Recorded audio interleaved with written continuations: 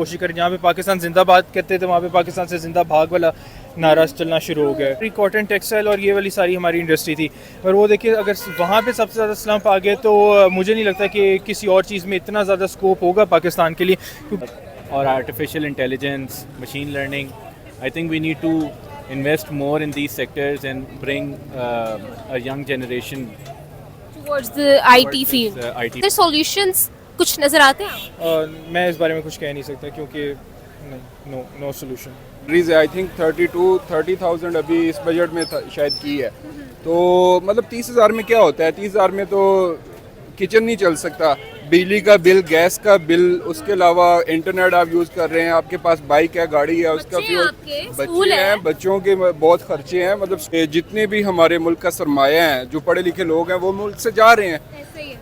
देखें, हमारी यूथ को कोई स्किल नहीं सिखाई जा रही, कोई इनोवेटिव चीज़ें नहीं बताई जा रही कि आपने क्या करना है। यूनिवर्सिटीज़ में वो जाते हैं, स्कूल कॉलेजेस हर चीज़ में फीसेस देते हैं सिर्फ, और कोई लर्निंग नहीं। अदरवाइज अभी आपको फोर्थ लार्जेस्ट बोरोअर लग रहे हैं, कल को हो सकता है हम फर्स्ट लार्जेस्ट बोरोअर हों।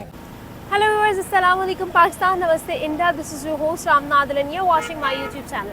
आज हम लोग बात करने वाले हैं पाकिस्तान के बारे में और आईएमएफ के बारे में। आईएमएफ के बारे में बात तो बहुत हुई पाकिस्तान के अंदर, और पाकिस्तान को ये भी कहा गया कि पाकिस्तान की इकॉनमी क्रैश कर जाएगी अगर आईएमएफ का प्रोग्राम पाकिस्तान में ना आया।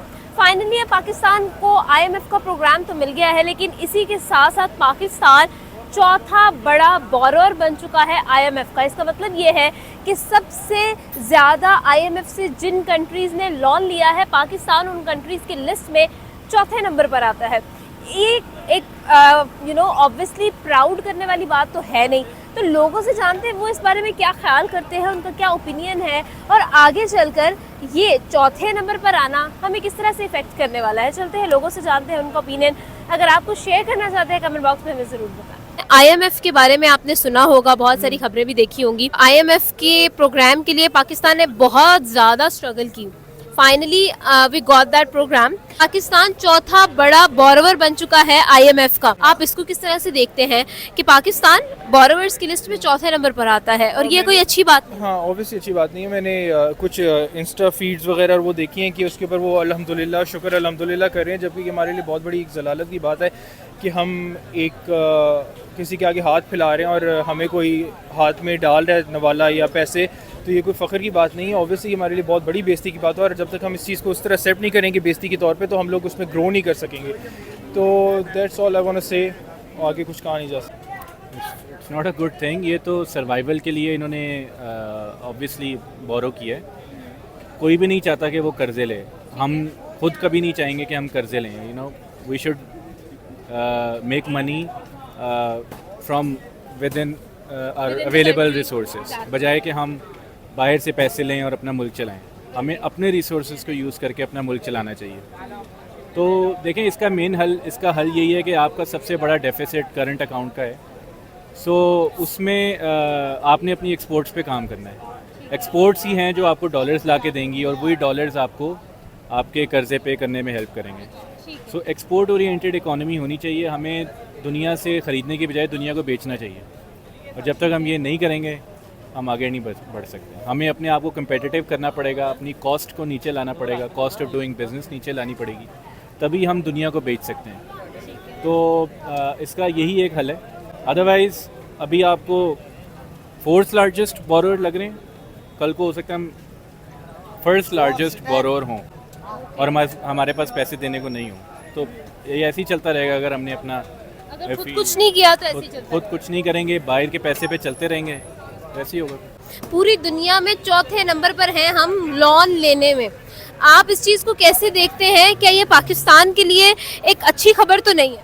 देखें, मेरा ख्याल है कि पाकिस्तान के पास कोई स्ट्रेटजी नहीं है कि किस तरह से पैसा यूटिलाइज़ करना है। अगर पैसा आ भी रहा है, आईएमएफ की आप हिस्ट्री देख लें, रिकॉर्ड देख लें, कोई भी कंट्री आईएमएफ के साथ जो आईएमएफ से पैसे ले रहा है वो कभी भी तरक्की नहीं कर सका, और ना ही किसी ने की है।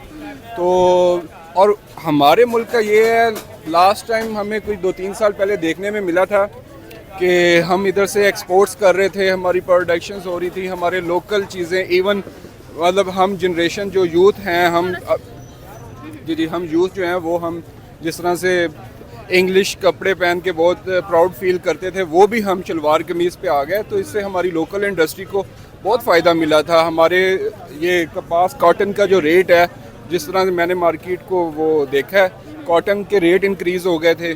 उसके बाद आपकी इंडस्ट्रीज जो फैक्ट्रीज हैं वहाँ पे उसमें बहुत ज़्यादा एक बीम आया हाँ था। बीम आया था, लोगों को जॉब्स मिल रही थी, नौकरियाँ मिल रही थी। और उसके बाद मतलब बहुत सारी चीज़ों में, कंस्ट्रक्शन में, हर फील्ड में, क्योंकि रियल एस्टेट में, मैं रियल एस्टेट का काम करता हूँ, तो मैंने रियल एस्टेट में देखा है कि इस तरह से कंस्ट्रक्शन बहुत तेज़ी से जा रही थी।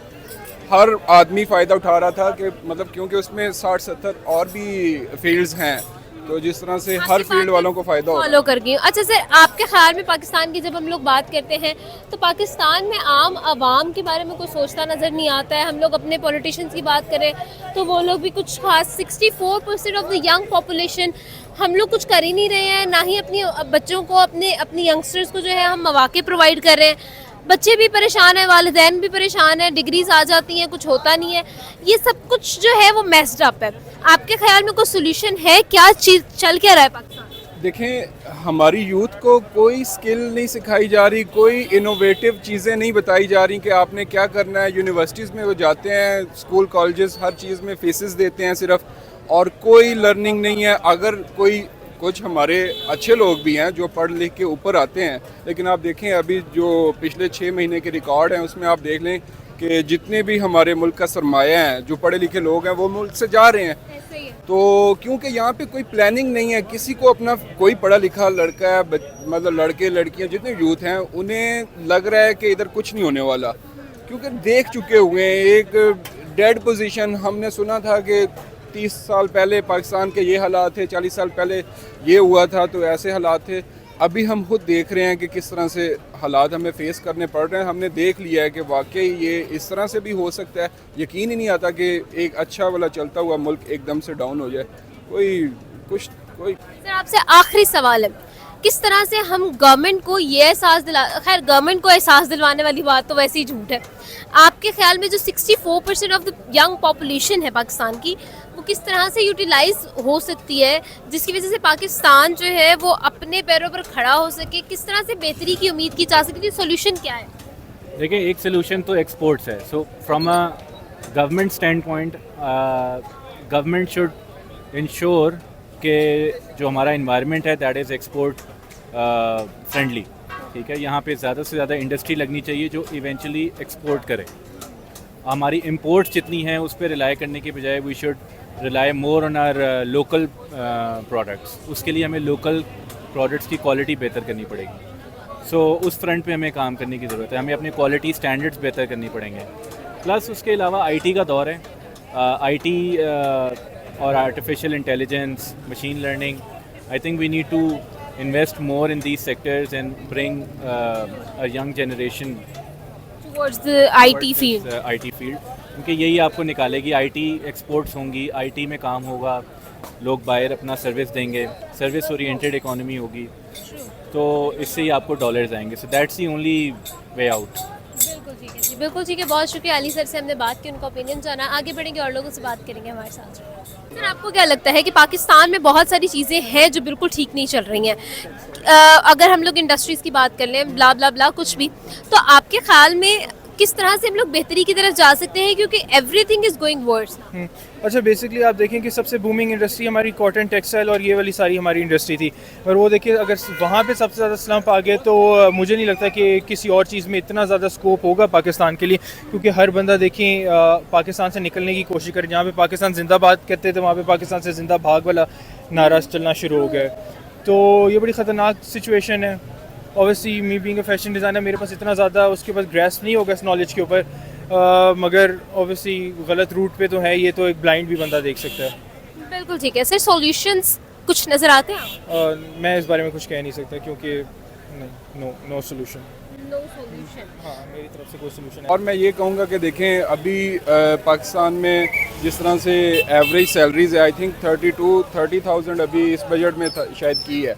तो मतलब 30,000 में क्या होता है? 30,000 में तो किचन नहीं चल सकता, बिजली का बिल, गैस का बिल, उसके अलावा इंटरनेट आप यूज़ कर रहे हैं, आपके पास बाइक है, गाड़ी है, उसका बच्चे फ्यूल, आपके, स्कूल बच्चे है। हैं, बच्चों के बहुत खर्चे हैं, मतलब स्कूल, आप कुछ भी नहीं कर सकते। मतलब ये तो मतलब इस तरह से किया जा रहा है कि जिस तरह से अगर हम लोग हमारा मुल्क का एक ये भी मसला हो गया है कि हम क्योंकि अपने खर्चे अफोर्ड नहीं कर सकते, हम फिर दूसरी चीज़ों की तरफ चले जाते हैं, हराम से कुछ कोशिश करते हैं कि पैसे बनाएं, तो उससे ओवरऑल जो है वो हमारे मुल्क का जो है कल्चर भी ख़राब हो रहा है, सारी चीज़ें बर्बाद हो रही हैं।